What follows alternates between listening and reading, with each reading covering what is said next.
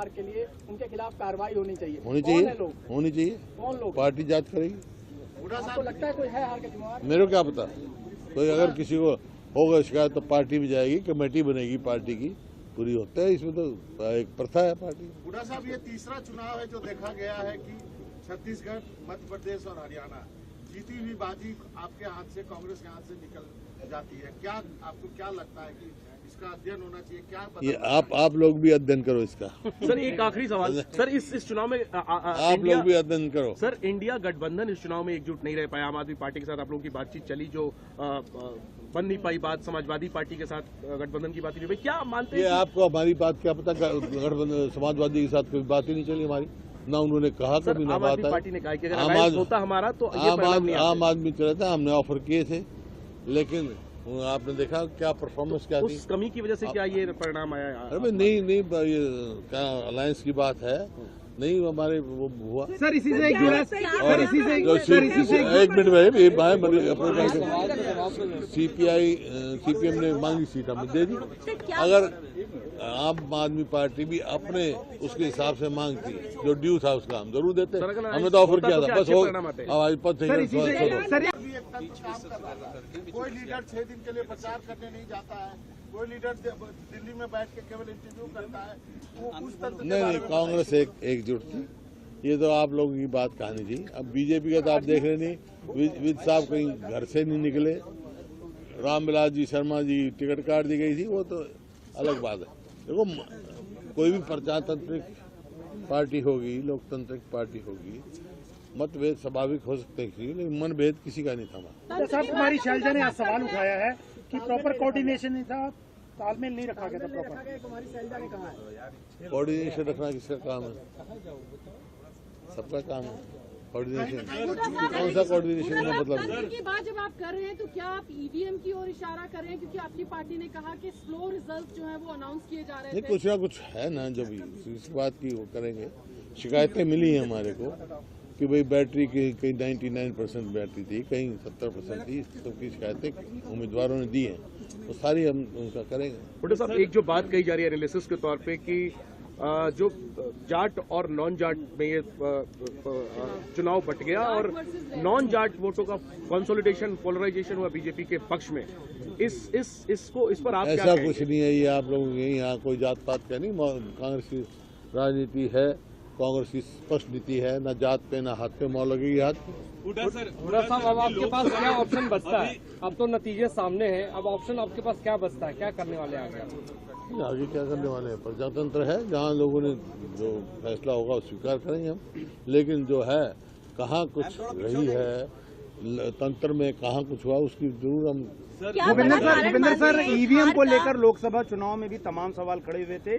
कई सीटों पर मार्जिन को लेकर, वोटों की गिनती को लेकर सवाल हुए थे और उसके लेकर संतुष्टिपूर्ण जवाब नहीं मिला था।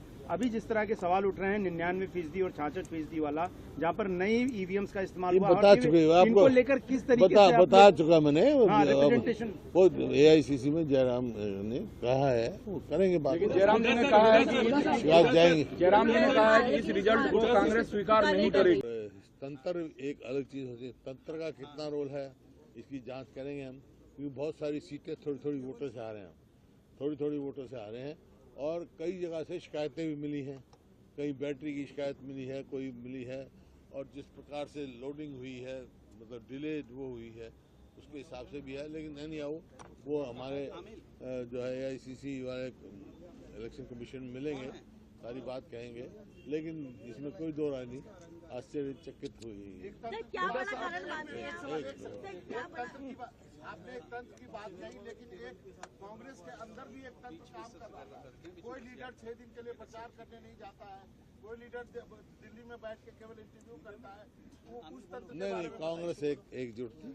ये तो आप लोगों की बात कहानी थी। अब बीजेपी का तो आप देख रहे नहीं, विद साहब कहीं घर से नहीं निकले, रामविलास जी शर्मा जी टिकट काट दी गई थी, वो तो अलग बात है। देखो, कोई भी प्रजातांत्रिक पार्टी होगी, लोकतांत्रिक पार्टी होगी, मतभेद स्वाभाविक हो सकते हैं, लेकिन मनभेद किसी का नहीं था।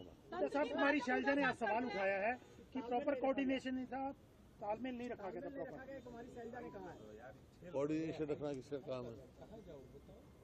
सबका काम है। कोऑर्डिनेशन बूढ़ा साहब, कौन सा कोऑर्डिनेशन बूढ़ा का साहब, मतलब तंत्र की बात जब आप कर रहे हैं तो क्या आप ईवीएम की ओर इशारा कर रहे हैं, क्योंकि आपकी पार्टी ने कहा कि स्लो रिजल्ट जो है वो अनाउंस किए जा रहे नहीं, थे। कुछ ना कुछ है ना, जब इस बात की वो करेंगे।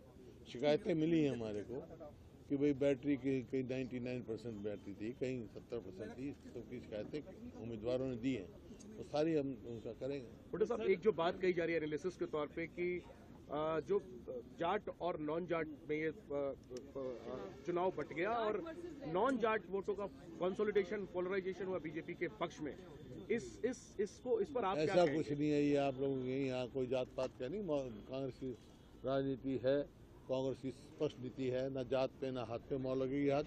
बूढ़ा साहब, अब आपके पास क्या ऑप्शन बचता है? अब तो नतीजे सामने हैं, अब ऑप्शन आपके पास क्या बचता है? क्या करने वाले आगे?